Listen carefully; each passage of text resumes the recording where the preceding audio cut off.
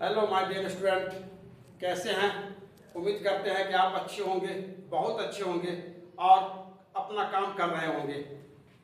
आइए मैं आज आप लोगों को एक टेक्निक बताने जा रहा हूँ। हमारे प्यारे बच्चे जो मैट्रिक पास करके आए हैं, 11th क्लास बहुत सारे बच्चे ज्वाइन कर लिए हैं और बहुत सारे बच्चे एडमिशन के बाद क्लास ज्वाइन करना चाहते हैं।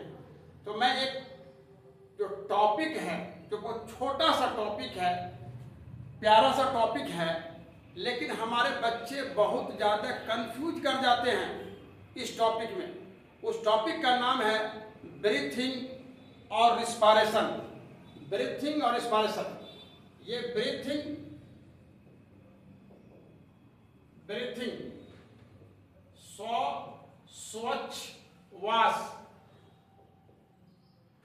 स्वच्छवास, एक ये टॉपिक स्वच्छवास।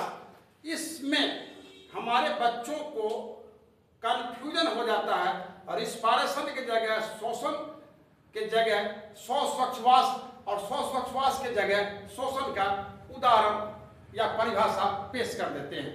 तो आइए मैं आपको बताऊंगा कि ये जो स्वच्छवास ब्रीथिंग होता क्या है, ब्रीथिंग है क्या। तो मेरे बच्चों, सांस लेने एवं छोड़ने की क्रिया को हम ब्रीथिंग कहते हैं। मेरे प्यारे बच्चों, सांस लेने एवं छोड़ने की क्रिया को और हम छोड़ते हैं, ये हो गया ब्रीथिंग। इसमें क्या हो जाएगा? सांस लेने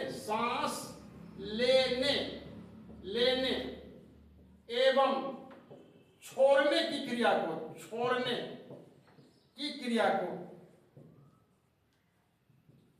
को ब्रीथिंग कहा जाता है। ब्रीथिंग कहा जाता है। सांस लेने में छोड़ने की क्रिया को ब्रीथिंग कहा जाता है। हम इसको ऐसे समझ ले, O2 इन और CO2 आउट। O2 इन होगा जी, अंदर जाएगा, CO2 बाहर आएगा। इस क्रिया को हम बोलेंगे ब्रीथिंग। मेरे प्यारे बच्चों, अब देखिए रिस्पायरेशन। ये जो रिस्पायरेशन है, रिस्पायरेशन इसको बोलते हैं हिंदी में श्वसन।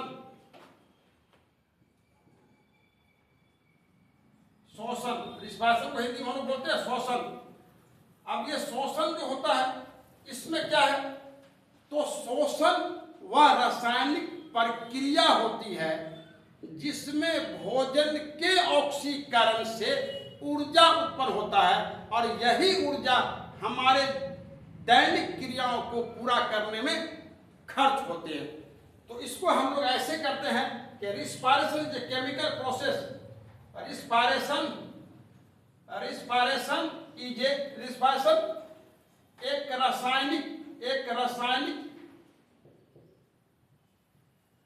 एक रासायनिक प्रक्रिया होती है।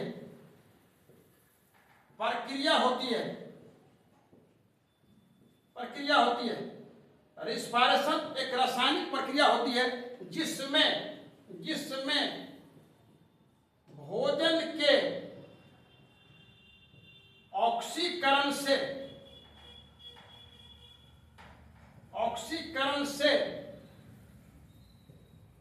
ऊर्जा उत्पन्न होते हैं।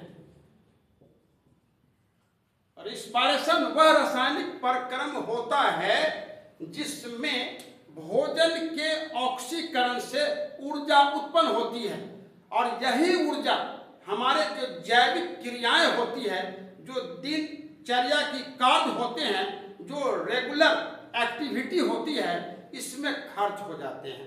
समझ में आ गया बात? और रिस्पायरेशन को हम लोग परिभाषित भी करते हैं।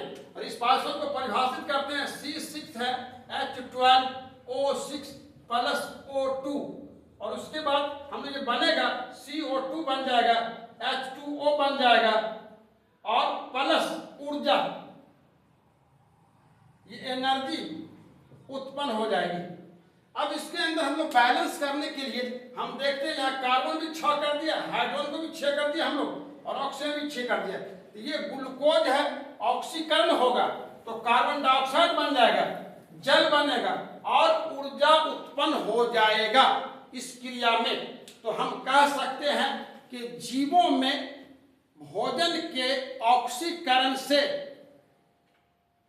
जो ऊर्जा उत्पन्न होती है वही ऊर्जा हमारे दैनिक क्रियाओं में खर्च होते हैं। बात समझ में आ गया? अब हमारे बच्चे क्लियर कंसेप्ट है कि रिस्पायरेशन का और ब्रीथिंग का, इस दोनों में अंतर समझ में आ गया कि रिस्पायरेशन किसे कहेंगे और ब्रीथिंग किसे कहेंगे। अब मेरे बच्चे गलती नहीं करेंगे और इसमें कंफ्यूजन भी नहीं होगा कि किसमें क्या आएगा क्या नहीं आएगा। तो ब्रीथिंग श्वासोच्छ्वास और रिस्पायरेशन श्वसन, दोनों के परिभाषा समझ में आ गया। मैं आज आप लोगों को इसी कंफ्यूजन को दूर करने के लिए इतना ही बताऊंगा। बात समझ में आ गई?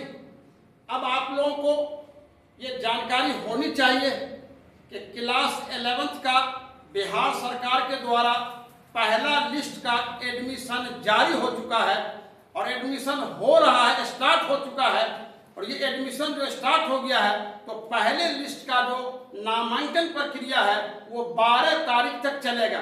मेरे प्यारे बच्चों, जिसका जिस स्कूल कॉलेज में नाम आ गया है वो अवश्य अपना एडमिशन करा लें समय से पहले। फिर दूसरे लिस्ट निकलेगी, तीसरा लिस्ट निकलेगा, वो अलग मामला। आपका नाम जिस स्कूल कॉलेज में आ चुका है आप अपना एडमिशन समय से पहले अवश्य करवा लें, इसको जरूरी समझें। इसी के साथ मैं आपसे विदा लेता हूं। Thank you.